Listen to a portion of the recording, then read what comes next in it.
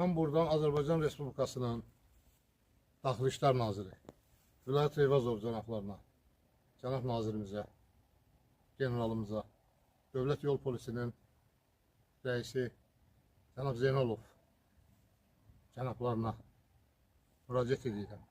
Mən Yevlax rayon Əşşəm kənd sakini İbrahim Maarif Nərmanoğlu bu köhnə maşınımla öz kəndimizin merdi meyvəsini Mingəçevir şəhərinə, Yevlax rayonuna aparıb öz gündəlik ailəmin çörək pulunu çıxardırdım.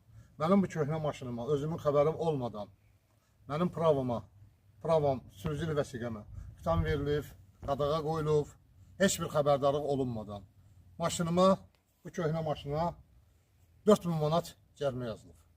Hansı ki 4000 manat cərimələrdən mənim səmimiyinə inanın, mənim 57 yaşım var, mən yalan danışıqsı vaxtda deyiləm. And olsun biz yaradan Allaha mənim xəbərim yoxdur.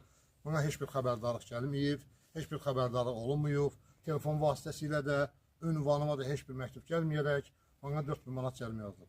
Mən burada sizə müraciət edirəm, cənab nazir, cənab Dövlət Yol Polisinin rəisi. Mən o 4000 manat cəriməni ödəyəsi gücdə, qüvvətdə deyiləm. Mən kasıb bir insanam. Gündəlik 3 manat, 5 manat da bu maşını sürüb, gündəlik ailəmin, uşağımın çörək pulusunu qazanan insanam. Biz kasıb insanlarıq. Biz 5-10 manada, 5 manada gündəliyə şükür edən bir insanlarıq. Mən 4000 manat pulu əlbəəl nağd görməmişəm. Öz əlimdə görməmişəm. Mən sizdən xahiş edirəm. Bana kömək edin. Mən də bu cərimələri silinməyinə bana kömək edin. Mən də çıxım bir loxma ailəmin çörəyini qazanım. Mənim bugünkü gündə, bu ərzağın baha olan vaxtlarında, bu qıtlıq vaxtlarında evimə 280 manat körpə bir uşağımın maaşı girir. Uşaq bilmir, aylıq bana sigaret alsın, gətirsin, yoxsa evimin ərzağını təmin eləsin. Mən sizdən artıq dərəcədə xahiş edirəm. Azərbaycan devlətinin kasıb bir insanı kimi haqsız yazılan cərimələrin, bana haqsız deyəndə, cənab nazir, bu işdən mənim xəbərim yox. Bana cərimənin birincisində bir mesaj gəlsəydi, ünvanıma məktub gəlsə, mən öz töycümü tökərdim, öz işimi bilərdim ki, nə var, nə yox. Bana heç bir xəbərdarlıq olunmadan bu cərimələr yazılıb. Bunu mən ödəyəsi gücdə deyiləm. Mən utanıram evimi çəkib sizə göstərməyə.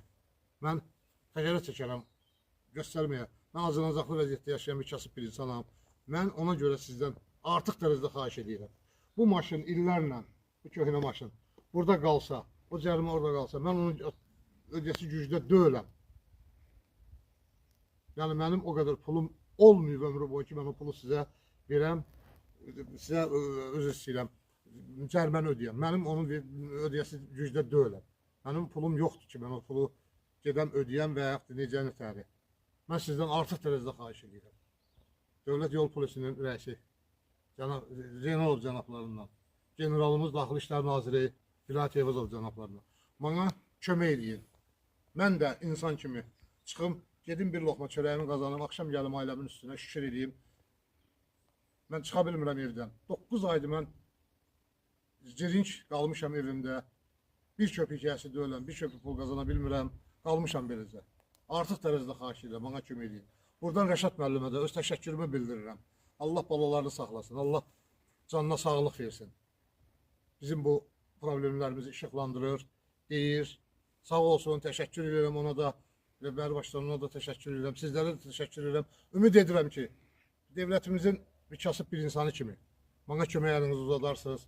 Səsimə səs verib, mənim bu problemi həll etməyə gücünüz çatır. Siz həll edərsiniz. Bəri başdan da sizə öz təşəkkürümü, minnətdarlığımı bildirirəm. Sağ olun, var olun, Allah canınıza sağlıq versin.